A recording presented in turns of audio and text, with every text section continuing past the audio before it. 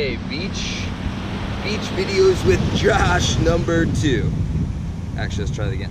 Beach videos with Coach Josh number 2. Hopefully the wind and the waves don't drown out the sound, and hopefully you can hear me.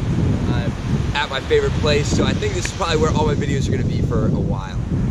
So, man, I have a couple questions for you. One, what do you want?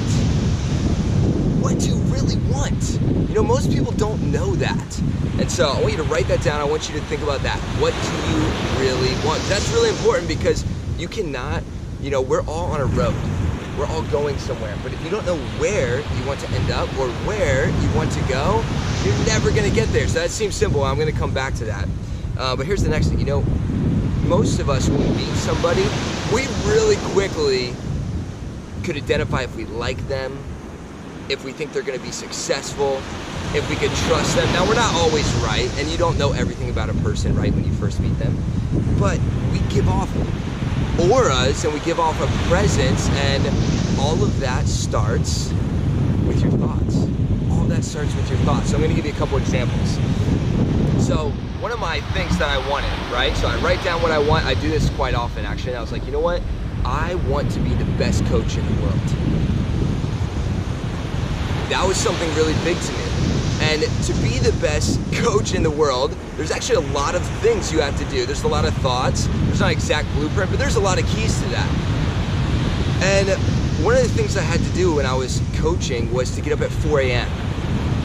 If I get up at 4 a.m. and I'm complaining, if I'm in a bad attitude, if I'm not awake by the time class starts, I'm probably not going to end up a great coach. Definitely not the best coach in the world, probably not even a good coach. Because there's these keys, there's these things that need to happen for you to be amazing at coaching. And so what I had to do when I woke up, I had to start thinking, and throughout the day I had to start thinking about what it takes to be great, what my attitude needed to be, where I wanted to go. I had to let my thoughts start to go over that, and I had to start to actually then let my thoughts turn into words, and out loud almost every day as I'm walking down the hallway to get to the elevator, I'm saying, you know what, I'm willing to do what other people aren't willing to do. Man, I love my job. I love getting up early. I love the challenge of what it's molding me into. So anyway, everything starts with your thoughts. And likewise, so I'm here at the beach. My girlfriend is in a few states away. There's girls everywhere here, right? If I say that I want Micah to be my queen, if that's my goal, right? If I write that down, like, you know what? I want to have a great relationship with Micah. But if I walk down the beach and I start to let my thoughts start to go to these other girls, what'll happen is eventually my actions, my words will start to go down that path, and all of a sudden I end up in a room with some girl and I have to call Mike and be like, I don't know what happened. I was at this party, I had some drinks, I cheated, No, it started with my thoughts. If I end up in that position, it's very simple. My thoughts carried me there. If I end up successful, it started in my thoughts, I went there. Whatever it is, whatever you want, it starts right here. So you have to discipline yourself and your thoughts to get where you want to go. You have to discipline your thoughts to get to where you want to go.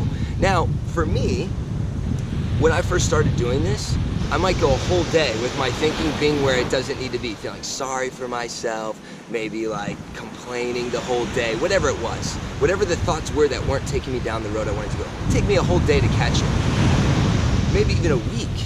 But now it's gotten down to hours, to minutes, to now I could have thoughts that maybe where like I'm doing sales and people say no, and I feel bad for myself, and I'm like, wait a second, no.